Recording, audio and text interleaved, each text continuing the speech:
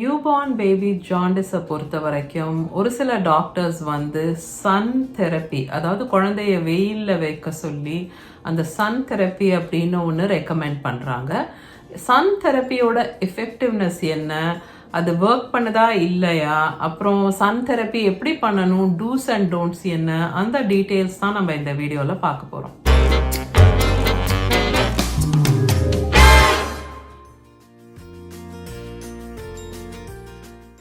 வீடியோட டீட்டெயில்ஸ்க்கு போகிறதுக்கு முன்னாடி ஷவுட் அவுட் டைம்.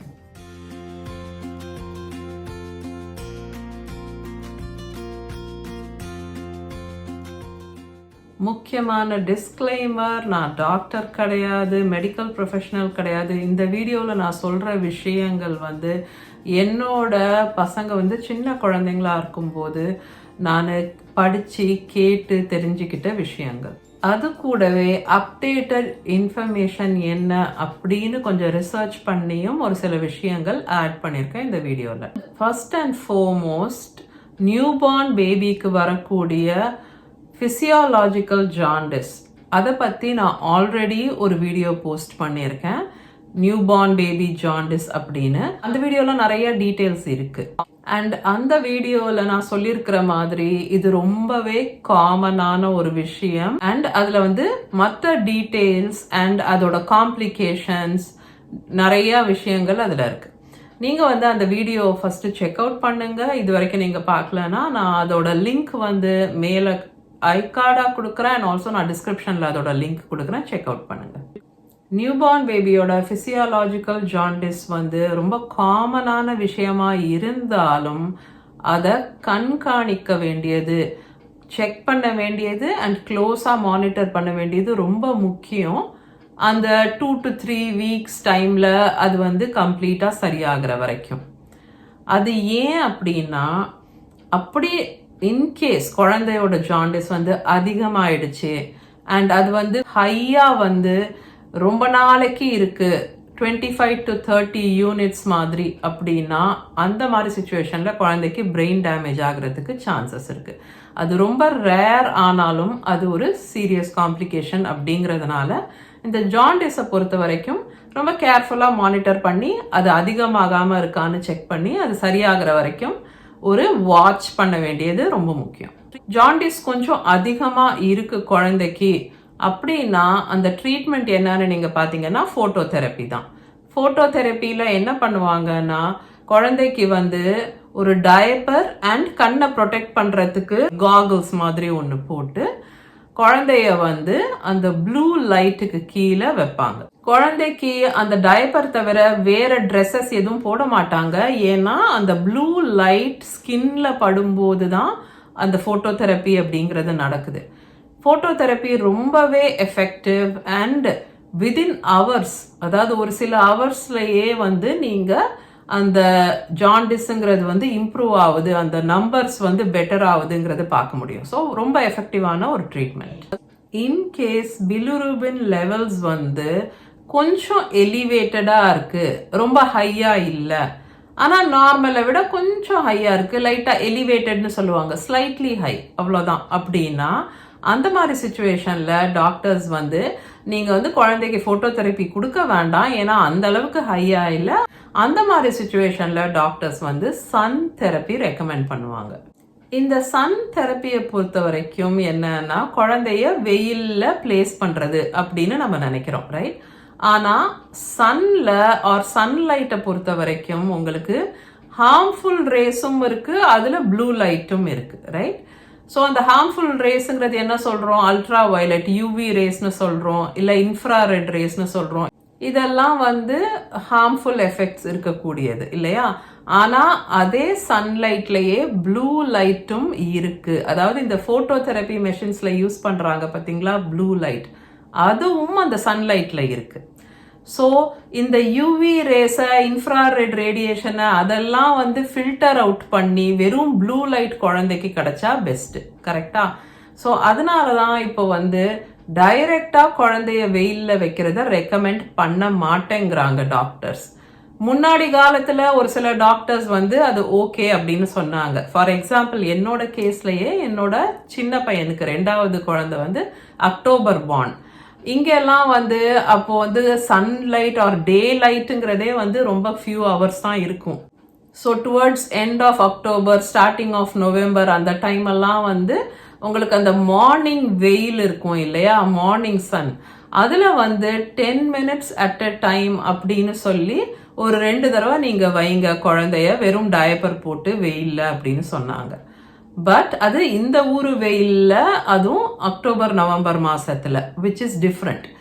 நம்ம ஊர்ல இருக்கிற மாதிரி ஹாட் கண்டிஷன்ஸ்ல மார்னிங் சன்ல வந்து குழந்தைக்கு டெம்பரேச்சர், அதாவது அவங்களோட உடம்போட டெம்பரேச்சர் இன்க்ரீஸ் ஆகிறதுக்கு சான்சஸ் இருக்கு. இல்லைன்னா அவங்களோட அந்த டெலிகேட் நியூபார்ன் ஸ்கின்ல வந்து டேமேஜஸ் ஆகிறதுக்கு சான்ஸ் இருக்கு. அண்ட் அந்த காரணத்தினால டைரக்டா சன்லைட்ல, அதாவது டைரக்டா வெயில்ல வந்து குழந்தைய வைக்க கூடாது அப்படின்னு இப்ப சொல்றாங்க. அப்போ வந்து இந்த சன் தெரப்பி எப்படி தான் பண்றது அப்படின்னு கேட்டிங்கன்னா, இன்டைரக்ட் சன்லைட்ல குழந்தைய வைக்கலாம் அப்படின்றாங்க. அப்படின்னா என்ன அர்த்தம்? உங்க வீட்டில் இருக்கிற எந்த ரூம்ல நல்ல வெயில் ஆர் வெளிச்சம் வருதோ அந்த மாதிரி ஒரு ரூம்ல வந்து அந்த வெளிச்சம் இருக்கக்கூடிய அந்த ஏரியால, வெயில் விழக்கூடிய அந்த சைடு ஆஃப் த ரூம்ல வந்து குழந்தைய வெயில்ல வைக்க கூடாது. ஆனா அந்த வெயில் வெளிச்சம் இருக்கிற இடத்துக்கிட்ட நீங்க வைக்கலாம். அது வந்து இன்டைரக்ட் சன்லைட் அப்படின்னு சொல்றாங்க. இல்லைன்னா இன்னொரு ஆப்ஷன் என்ன அப்படின்னு பாத்தீங்கன்னா, இப்போல்லாம் நீங்க கார்ஸ்ல பார்க்கலாம், அந்த டிண்டட் கிளாஸ் இருக்கும் இல்லையா, ஸோ ஒரு மாதிரி கருப்பு கலர்ல அதுல ஒரு ஃபில்ம் ஒட்டிடுறாங்கல்ல கார் கண்ணாடிங்கள்லாம், வெயில் வந்து ரொம்ப உள்ள வராம இருக்க, அது யூவி ப்ரொடெக்ஷனோட இருக்கும் சில ஃபில்ம்ஸ். அந்த மாதிரி உங்களோட விண்டோஸ் வந்து டிண்டடா இருக்கு, உங்களோட ரூம்ல இருக்கக்கூடிய கண்ணாடி ஜன்னல்கள் வந்து டிண்டடா இருக்கு, இல்ல அதுல நீங்க யூவி ப்ரொடெக்ஷன் ஃபில்ம் ஒட்ட முடியும் அப்படின்னா, அந்த மாதிரி டிண்டட் ஆர் ப்ரொடெக்டட் கிளாஸ் வழியா வரக்கூடிய வெயில்ல நீங்க குழந்தைய வைக்கலாம். ஸோ இது ரெண்டுமே வந்து இன்டைரக்ட் சன் அப்படின்ற கேட்டகரியில தான் வருது. அண்ட் இந்த இன்டைரக்ட் சன்லைட்டுமே 10 minutes நீங்க வந்து டோட்டலா அப்ராக்சிமேட்லி 20 minutes a day அப்படின்னு சொல்லி வைக்கலான்றாங்க. ஸோ ஒரு 10 minutes வச்சுட்டு குழந்தைய அங்கேருந்து ரிமூவ் பண்ணிட்டு திரும்ப கொஞ்சம் ஒரு பிரேக்கு அப்புறம் இன்னொரு 10 minutes வைக்கலாம். ஸோ ஒரு 20 minutes approximately per day indirect சன்லைட்ல இந்த சன் தெரப்பி நீங்க பண்ணும் போதும் கூட உங்க டாக்டர் ஒரு 2 daysக்கு ஒரு முறை கூட்டிட்டு வாங்க, குழந்தையோட பிலிரூபின் லெவல்ஸ் செக் பண்ணணும் அப்படின்னு சொல்லுவாங்க. அது டோட்டலி நார்மல், பிகாஸ் குழந்தையோட அந்த பிலிரூபின் லெவல் ரொம்ப ஹை ஆகாம இருக்கா அப்படின்னு செக் பண்ண வேண்டியது இருக்கு. ஸோ உடனே நீங்க பயந்துக்க வேண்டிய அவசியம் கிடையாது. நீங்க வீட்டில் பண்ண வேண்டிய விஷயங்கள் பண்ணிட்டு ரெகுலர் செக்அப்ஸ்க்கு மட்டும் போயிட்டு வந்துக்கலாம். அண்ட் இந்த இன்டைரக்ட் சன்லைட்டோட சேர்ந்து ரொம்ப ரொம்ப ரொம்ப முக்கியமான விஷயம் வந்து உங்க குழந்தை நல்லா ஃபீடிங் எடுத்துக்கிறதா இருக்கணும். அது வந்து ரொம்ப முக்கியமான ஒரு பகுதி. அண்ட் அந்த ஏரியாஸ்ல தான் நிறைய நேரம் வந்து மிஸ்டேக்ஸ் நடக்கிறதால அந்த ஜாண்டிஸ் எவ்வளோ சீக்கிரம் சரியாகணுமோ ஆக மாட்டேங்குது, இல்லைனா பிலிரூபின் லெவல்ஸ் அதிகமாகிடுது. ஏன் அப்படின்னு நான் எக்ஸ்பிளைன் பண்ணுறேன். ஆக்சுவலி உங்க பேபி வந்து நல்லா ஃபீட் பண்ணிக்கும் போது அவங்க நிறைய முறை மோஷன் போவாங்க, நிறைய வாட்டி யூரின் பாஸ் பண்ணுவாங்க. அண்ட் அதுல வந்து அந்த எக்ஸஸ் பிலிரூபின் வந்து அது வழியா உங்களுக்கு உடம்ப விட்டு வெளியே ஏறிட்டே இருக்கும். பட் அப்படி இல்லாம நீங்க வந்து உங்க குழந்தைக்கு சரியா ஃபீட் பண்ண முடியல, இல்ல குழந்தை தேவையான அளவு மில்க் எடுத்துக்க மாட்டேன்றாங்க, தூங்கிட்டே இருக்காங்க, கொஞ்சம் கூட டீஹைட்ரேட் ஆகுற மாதிரி இருக்காங்க, ஒரு தேவையான அளவு வந்து ஃபீட் எடுத்துக்காம இருக்காங்கன்னா என்ன ஆகும்னா அவங்க பிலிரூபின் லெவல்ஸ் வந்து உடம்புல அதிகமா இருந்துட்டே இருக்கும். நீங்க பாத்தீங்கன்னா இந்த பிசியாலஜிக்கல் ஜாண்டிஸ் வந்து ஆரம்பிக்கிற டைம்ல வந்து ஆக்சுவலா நியூ மாம்ஸுக்கு, அதாவது குழந்தையோட அம்மாவுக்கு வந்து பால் நல்லா வந்திருக்காது. உங்களுக்கு தெரியும், என்னோட வீடியோஸ் நீங்க பார்த்துருந்தீங்கன்னா உங்களோட ஆக்சுவல் மில்க் சப்ளை வர ஆரம்பிக்கிறதுக்கு ஒரு 3 to 5 days R anywhere between 2 to 5 daysனு சொல்லலாம்.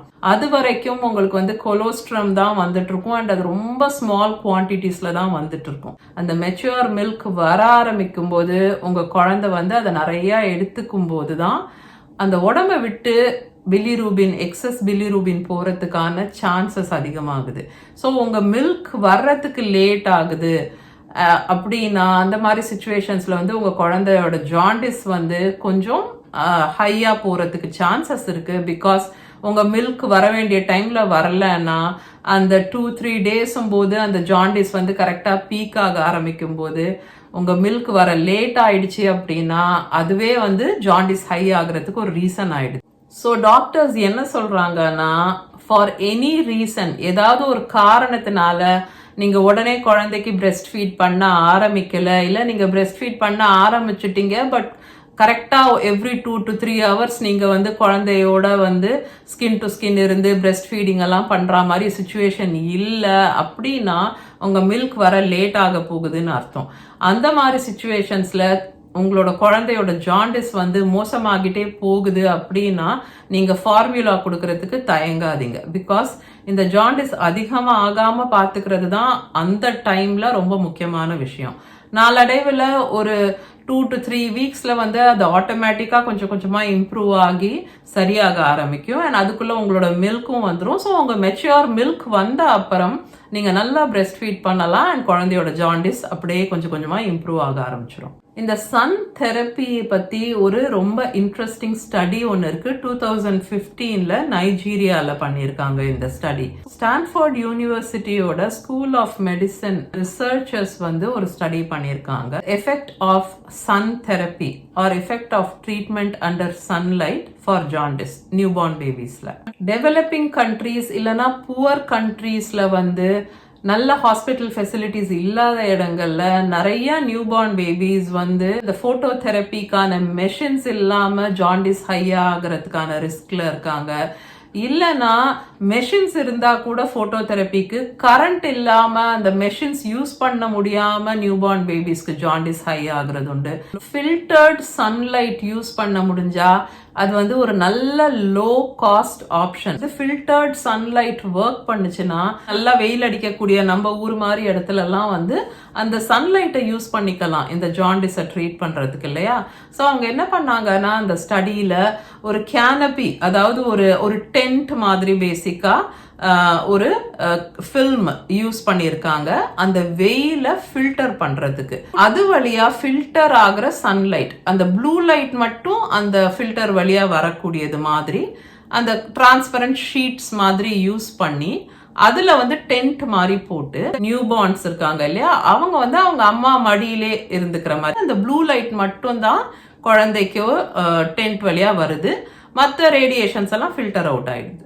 இதுல வந்து ரெய்னி டேஸ், அதாவது ஓவர் காஸ்ட் கிளவுடியா இருக்கிற நாட்கள்ல வேற ஒரு ஷீட்டும், நல்லா வெயில் அடிக்கிற நாட்கள்ல வேற ஒரு ஷீட்டும், ஸோ 2 விதமான ஷீட்ஸ் வந்து மாத்தி யூஸ் பண்ணியிருந்திருக்காங்க. இந்த எக்ஸ்பெரிமெண்டோட ரிசல்ட் என்னன்னா அந்த ஃபில்டர்டு சன்லைட் வந்து as effective as phototherapy. So phototherapy அளவுக்கு அது எஃபெக்டிவா இருக்கு, இல்லைன்னா ஃபோட்டோதெரப்பியை விட கூட இன்னும் பெட்டரா அது ஒர்க் ஆயிருக்கு. அது எப்படி? ஏன்னா குழந்தைய மடியில வச்சுக்கிட்டு இந்த மம்ஸ் உட்கார்ந்துருக்கும் போது கண்டினியூஸா ஸ்கின் டு ஸ்கின் நடக்குது மாம் அண்ட் பேபிக்கு, அண்ட் பிரெஸ்ட் ஃபீடிங்கும் தடை இல்லாம நடக்குது. ஸோ அந்த காம்பினேஷன் ஆஃப் ப்ளூ லைட், அந்த light therapy and very good breast feeding, தடை இல்லாத பிரெஸ்ட் ஃபீடிங், இது ரெண்டும் சேர்ந்து அந்த போட்டோதெரப்பி லைட்ல ஹாஸ்பிட்டல்ல இருக்கக்கூடிய குழந்தைங்களை விட இந்த குழந்தைங்க இன்னும் ஃபாஸ்டராகவே பெட்டராகவே ரிகவர் ஆனது மாதிரி சொல்றாங்க. ஸோ ஃபில்டர்ட் சன்லைட் வந்து ஒரு cost effective low cost alternative இந்த மாதிரி நல்ல வெயில் அடிக்கக்கூடிய புவர் ஆர் டெவலப்பிங் கண்ட்ரீஸ்ல. ஏன்னா அதோட எஃபெக்டிவ்னஸ் வந்து போட்டோதெரப்பி அளவுக்கு இல்லை இன்னுமே பெட்டரா கூட இருக்கு அப்படின்னு சொல்றாங்க. ஓகே, உங்க எல்லாரையும் நான் இன்னொரு வீடியோல மீட் பண்றேன். until then take care.